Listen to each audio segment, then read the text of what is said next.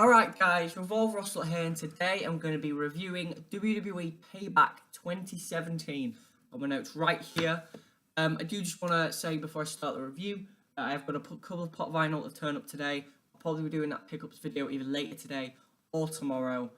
Yeah, just two here, and I'm off to town in a bit, maybe pick up another one. But yeah, Payback 2017 was a pay-per-view I was not looking forward to. I thought that there could be some good matches on the show. I didn't think anything would be great. And with no Universal title, no WWE title, there was no matches of like big consequence. And the matches that were obviously title matches, I thought I predicted pretty easily. And I, in fact, was wrong on a couple of those. But overall, the show was okay. It was a very typical after WrestleMania show on the heels of two really good pay-per-views from the WWE in Royal Rumble and WrestleMania. This one just kind of fell flat.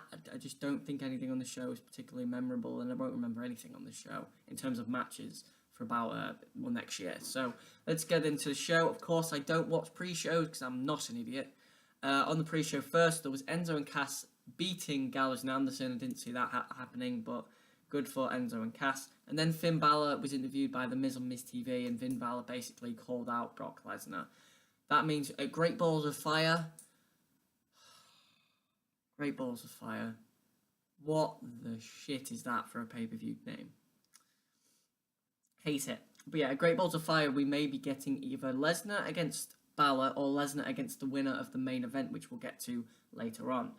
Pay-per-view kicked off with the United States Championship match. I missed this on my first go-through because I wasn't watching it. I was watching Doctor Who. I was watching Better TV. But I watched it this morning. I thought this was actually a pretty good little matchup.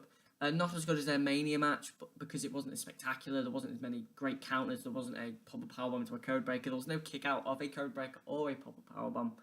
This was more of a match where both men just showed that they knew each other. So Owens countering the Lionsault, Jericho countering several of Owens' moves, schoolboys and cradles and stuff like that. And some really, really good counter wrestling towards the end. Jericho would lock in the walls of Jericho. Owens would get a finger on the ropes after that, which really just pissed Jericho off. Jericho just stomps on the finger, the hand of Kevin Owens, and then takes Owens outside, traps the hand between the steps and the ring apron, and kicks the steps into the hand. Rolls Owens back in. Owens goes for a pop-up powerbomb. Jericho counters it into a walls of Jericho. And Chris Jericho makes Kevin Owens tap out to the walls of Jericho, not the Lion Tamer, just the walls of Jericho. I thought this was a pretty good matchup. The finish kind of came out of nowhere. It seemed like they could have gone like 3 or 4 more minutes. They could have done a tease of a code breaker. Well, they teased the code breaker and the pop-up powerbomb on 2 occasions, but just never connected with either, which I think was good because it does at least protect the moves on a minor pay-per-view like Payback. But this was kind of the blow-off match to their feud, and it just didn't feel like it to me. It felt like the Mania match was a better blow-off. And for that reason, I'm going to kind of demote it from what I thought I was going to give it. It's going to be 3.25 stars. Pretty good matchup, pretty good psychology and storytelling, but not great, and definitely not as good as their Mania match. Next on the show, we had the Cruiserweight Championship, Austin Aries versus Neville. I do think this was better than their Mania match. This had more intensity to it. It seemed like it could go either way, and it seemed like a bigger Cruiserweight title match. This, to me, probably seemed like the biggest match the Cruiserweight division has had since his return. Aries was on point here with elbows and forearms and just the pendulum elbows and stuff like that. And just as Aries is awesome. Neville with super kicks and just vicious and just looked intent on destroying Austin Aries and retaining his title. I'm just putting that over there. And just really, really good psychology from both men. A great finish, really.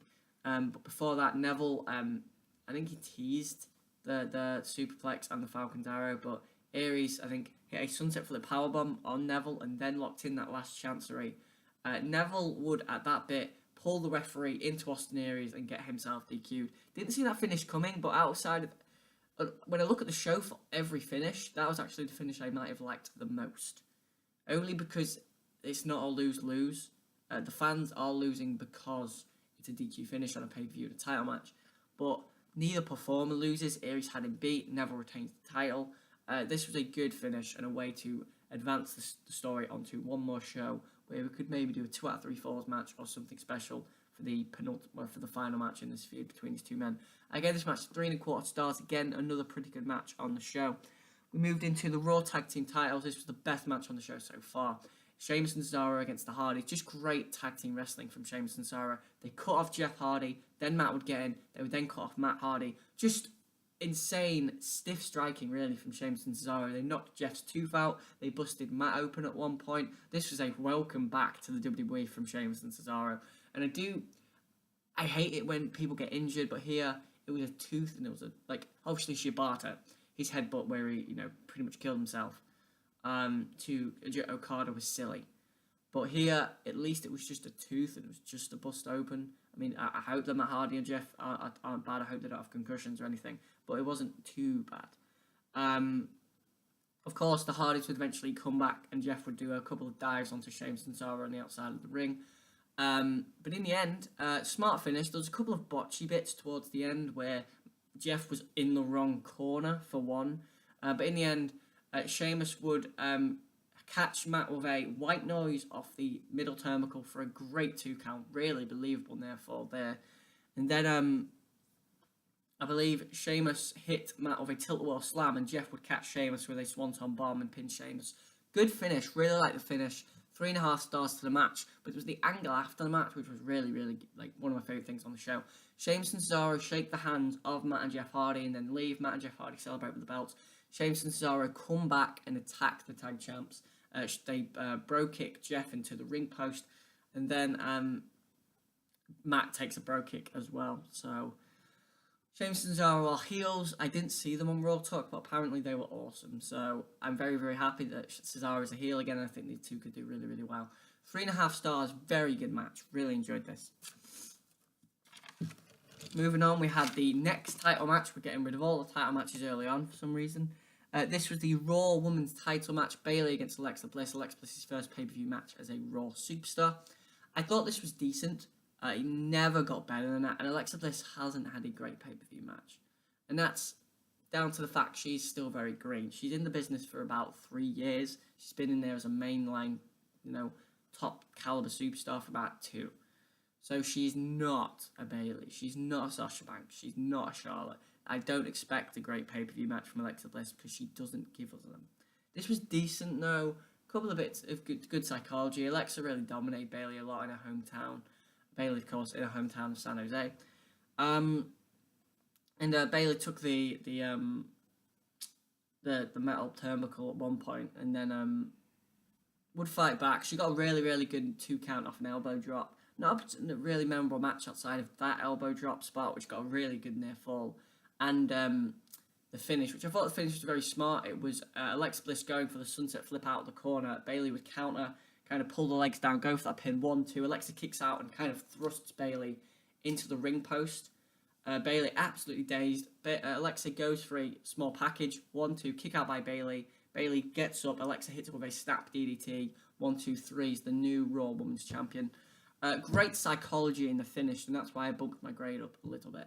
But I thought this match was a lose-lose situation because you couldn't have Alexa lose in the first pay-per-view, but she shouldn't be winning the belt. She's 25 and she's a 3-time women's champion.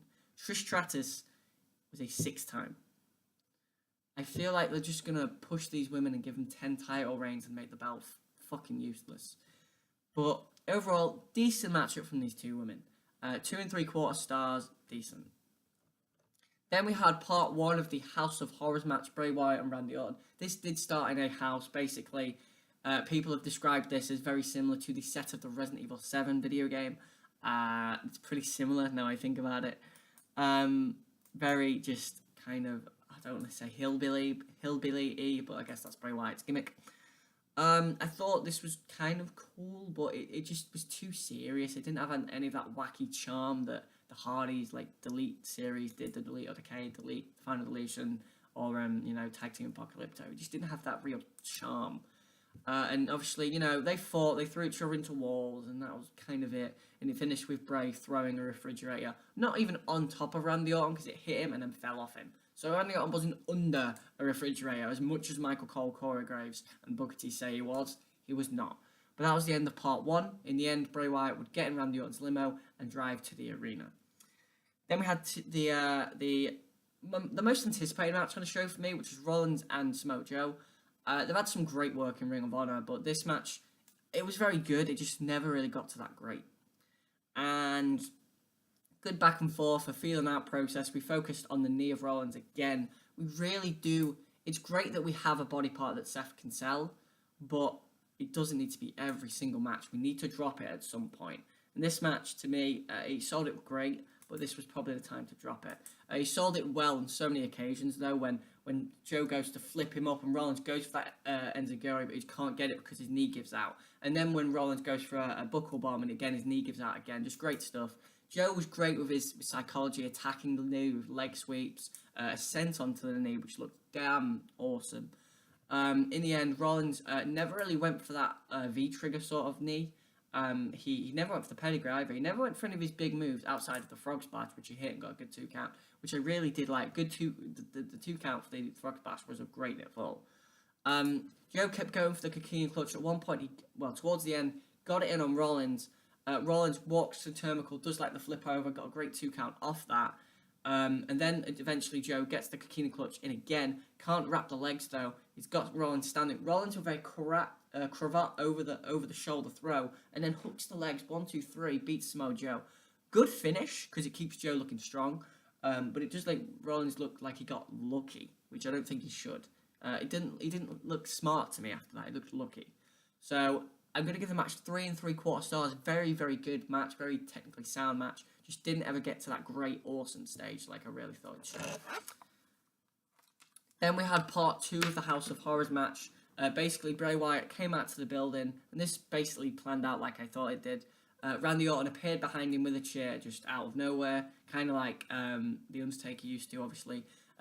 Wailed Bray Wyatt with a chair several times, threw him in the ring, but then the Singh brothers, the Bollywood boys, came out of nowhere and attacked Randy Orton. He threw them both out of the ring, RKO'd Bray Wyatt after a schoolboy attempt from Bray Wyatt, but then Jinder Mahal would come in with the WWE title, would crack Randy Orton in the back of the head, would crack him again in the shoulder, and then Bray Wyatt would hit Sister Abigail 1, 2, 3. So Bray Wyatt is pinned as the SmackDown Live World Champion. That is stupid. I knew he needed his win back after Mania, after that shitty match, but I think Randy Orton should have won. I said the only way this really works is if Randy Orton wins somehow, and he didn't. And Jinder Mahal, I don't know if I've talked about this on my channel yet, but Jinder Mahal is the number 1 contender for the WWE title. Is a fucking joke. Fucking joke. The worst world title contender I have seen in years. Since, I can't even think of a worse one. I don't know. Since probably the old days when Mabel went for Diesel's WWE title. Something like that. Oh crap. Who faced Bret Hart when he was the Canadian world champ? I can't remember, was it like the Barbarian or the American flag guy, the Patriot. But yeah, this was stupid booking. Really hated this. And I can't rate the match because it's so weird. So I'm just gonna leave it with no rating, but I didn't really enjoy this. The booking didn't help it, and the booking on the show was horrible in a lot of places to me, but here it was really its worst. And then we had the main event of the show, Roman Reigns and Braun Strowman. Roman Reigns came out taped with his shoulder and his ribs injured. The only problem is he's always wearing the vest, and the vest is like not just a vest, it's a stocky tactical vest, sort of. So, not as stocky as the Shield vest he used to wear, but it's still a tactical sort of stocky vest. So it's not believable when he gets struck in the ribs that he really is in so much pain. Yeah, he was coughing up blood, and I don't know if that was intentional, but it just kind of came off to me as silly. Strowman dominated Reigns for a lot of this. Reigns got a couple of comebacks with Superman punches and a spear for a fantastic 2 count that everybody believed in the building. Probably the best 2 count of the show outside of the elbow drop in the Bayley match. But outside of that, Strowman dominated. Chokeslam on the table, just destroyed Roman Reigns, and then hit him with a big boot and then 2 big running power slams for the 1, 2, 3. So Braun Strowman wins his first pay-per-view main event, basically gets that Fastlane win back, which, again, Roman Reigns just beat The Undertaker, so I don't know if he should have been losing this early, but Strowman can't lose because it looks like he's going to be facing Lesnar, Great Balls of Fire. And then after the matchup, Braun Strowman would attack Roman Reigns with the stage steps. He would drop him on it, and then he would hit him in the ribs with it, which is a sick spot, but just wasn't as believable. And that was the end of the show. And I'm going to give that match 2 3/4 stars. It was not as good as their Fastlane match. The Fastlane match had so much more hype and so much more intensity. And it was great. This match here just wasn't quite as good. It was one of Braun Strowman's best matches, obviously, but wasn't as good as the Fastlane match. After the show, we found out that Roman Reigns was backstage near an ambulance, and Braun Strowman basically ran at him, took a door off, and went into some boxes, and Roman Reigns hit him with the ambulance. Hit him with the ambulance door, sorry. He didn't pick up the ambulance and throw it at him. But yeah, that was the show. In the end, when I look at the ratings, there's nothing above 3 3/4, and there's nothing below 2 3/4. So in the end, I'm going to have to give this show like a 6 out of 10. And just say it's above average show. The wrestling on it's good for the most part, with some decent stuff here and there. I thought the booking was what really hurt it. The booking of the House of Horrors match, which Jinder Mahal can fuck off. The booking of the women's title match was a lose-lose situation to me with Bayley in her hometown. She really shouldn't have lost, and Alexa shouldn't win the belt this early. Crap. What else did I have? But then again, Alexa shouldn't lose on her first pay-per-view as a Raw superstar. What other stupid booking was that? The booking of the Joe match was kind of okay. And then, the Jericho winning the belt to me really hurt SmackDown, because SmackDown don't have a main event heel. Baron Corbin's not a main event heel. Jinder Mahal isn't a main event heel. Rusev isn't a main event heel. They can be in like 7 or 8 months, but at this very second, they don't have a main event heel. Raw have Owens back. They have Braun Strowman now. They have who else won on this show? They have Sheamus and Cesaro as a tag team heel. So they have heels, and SmackDown needed the Bray Wyatt. They needed that Kevin Owens, in my opinion. Especially because, as well, Kevin Owens and AJ Styles for that US title was a fresh feud. We've seen Jericho and Styles before. And if Jericho as well, he's going on tour in a couple of months. Or even in a couple of weeks with Fozzy. So, is he going to lose the belt on SmackDown on Tuesday, maybe? I've just noticed I've got a splinter. And that is not fun out. But I guess, anyway guys, thanks for watching. This has been Royal Wrestler. Like, comment, subscribe for more. Tell me your thoughts on Payback 2017. What did you think to the Braun Strowman Roman Reigns match? What did you think to the booking of the whole show? What did you think to the House of Horrors match? What did you think to the title changes? Because we had 2, the women's title and the US title. So I guess that's it, guys. Thanks for watching. This has been Revolver Wrestler.